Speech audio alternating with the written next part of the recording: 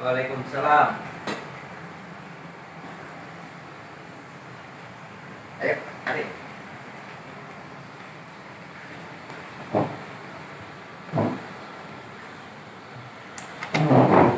Mana, Mbak? Nah, sehat-sehat? Alhamdulillah, Bapak gimana kabarnya? Alhamdulillah sehat. Ada yang Ya. bisa saya bantu? Apa? Ini mau sekedar tanya aja kan, Ya. kebetulan ada yang terjadi di sekitar kita banyak kayak penyebaran virus yang sekarang lagi marak-maraknya. Nah, ini mau tanya, bagaimana sih antisipasi Bapak untuk mencegah atau meminimalisir penyebaran virus COVID-19 ke dalam sekolah?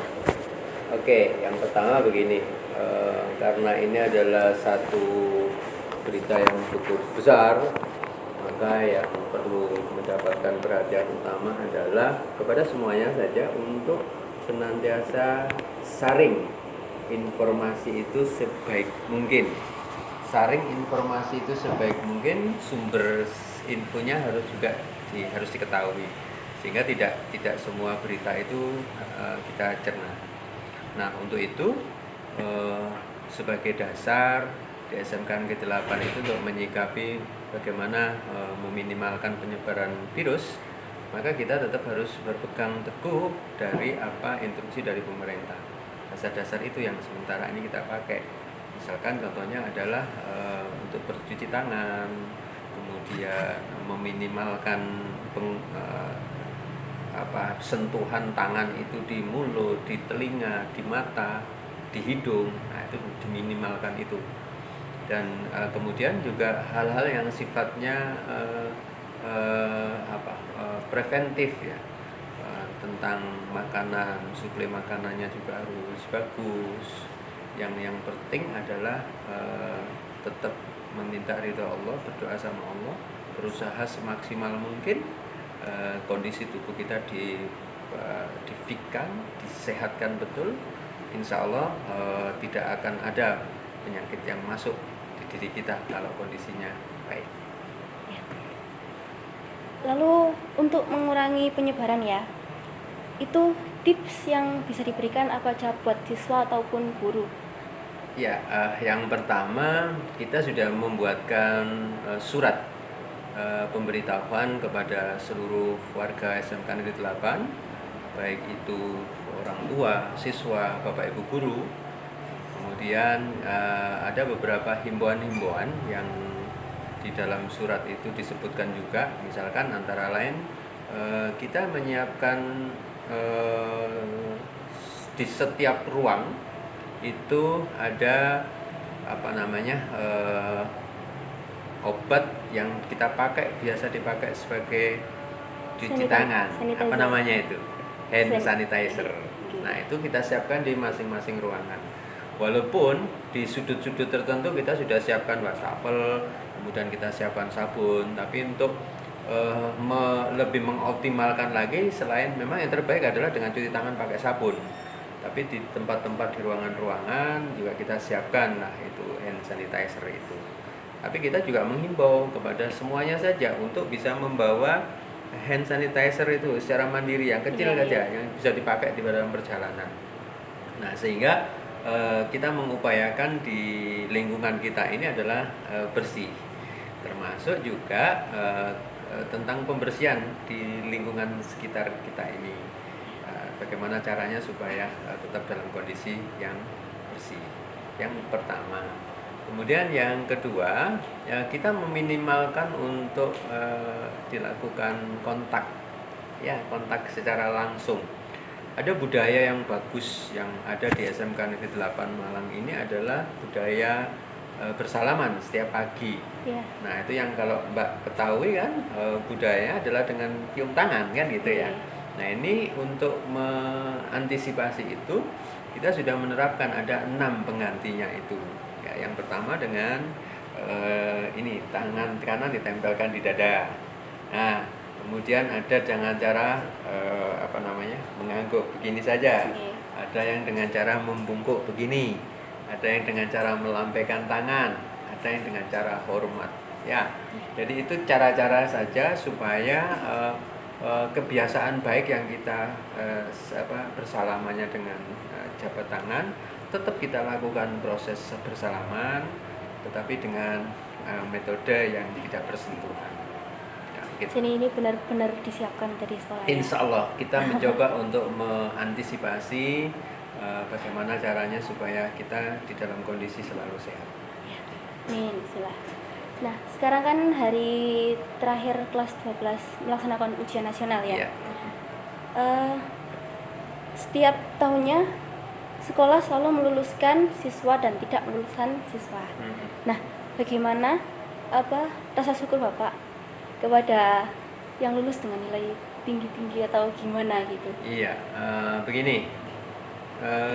Satu kegiatan yang sifatnya belajar itu pasti ada berhasil dan ada tidak. Semuanya itu harus kita syukuri. Sepanjang kita menikmati syukur itu, mengucapkan syukur itu, maka Allah janjikan akan kita ditambahi syukurnya itu. Nah, kalau yang bisa lulus, ya dengan bersyukurnya adalah dengan memberikan hal-hal yang terbaik.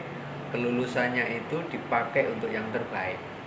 Kalau misalkan ada yang harus tinggal tidak lulus, maka juga tidak boleh mengeluh. Disitunya dia harus bersyukur ada apa, menjadikan evaluasi bagi dirinya sendiri untuk ke depan menjadi lebih baik. Itu rasa bersyukurnya, dan kita bisa lalui rasa bersyukur itu dengan banyak hal, sehingga biasanya kita berikan informasi-informasi itu kepada siswa, bagaimana kamu nanti harus menikmati rasa syukur itu, apa yang kamu lakukan, itu biasanya juga kita infokan kepada siswa-siswa.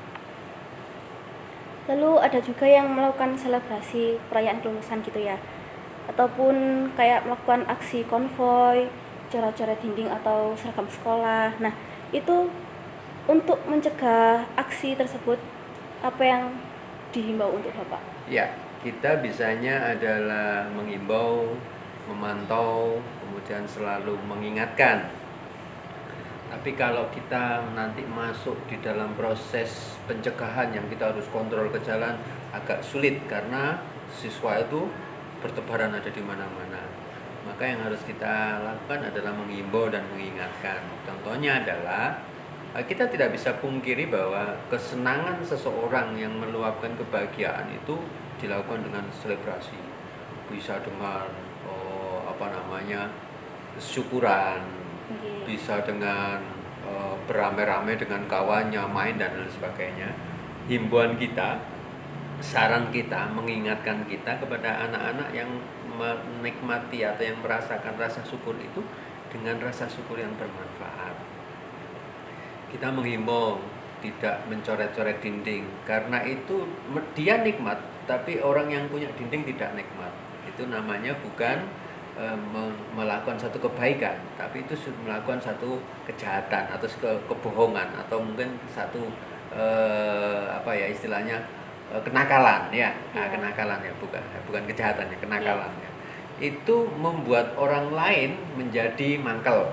Nah, itu bukan baik, itu melakukan satu rasa syukur yang tidak baik. Dia puas tapi orang lain menjadi rugi.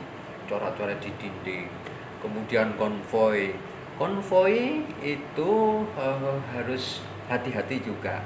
Kalau memang ada yang memandui, ada yang ngontrol, itu juga bisa jadi dilaksanakan, tapi tetap harus hati-hati. Nah, tapi secara pribadi maupun lembaga, saya justru menghimbau untuk tidak lakukan itu, karena juga akan merugikan pemakai jalan yang lain dengan konvoy itu. Apalagi tidak pakai helm, kemudian tidak pakai jaket, safety-nya sudah dihilangkan, itu juga tidak boleh. Ada lagi apa itu? Yang coret-coret baju ya? Iya, coret-coret baju. Coret-coret baju. Itu juga menurut saya kurang pas, karena mestinya harus dilalui dengan rasa syukurnya itu. Oh, ini saya sudah berhasil di SMK Negeri 8 Malang, saya sudah lulus. Rasa puji syukurnya adalah bagaimana ini pakaian saya, buku saya bisa saya berikan kepada adik-adik kelasnya yang kurang mampu dan lain sebagainya. Itu rasa syukur sehingga ilmunya juga tetap berjalan, kemudian amalannya juga tetap berjalan. Itu mungkin yang lebih baik daripada dipakai untuk cocok. Udah cukup itu aja Pak dari kita ya wawancaranya. Nanti bisa bertemu lagi di Oke, selanjutnya. ya. Terima kasih.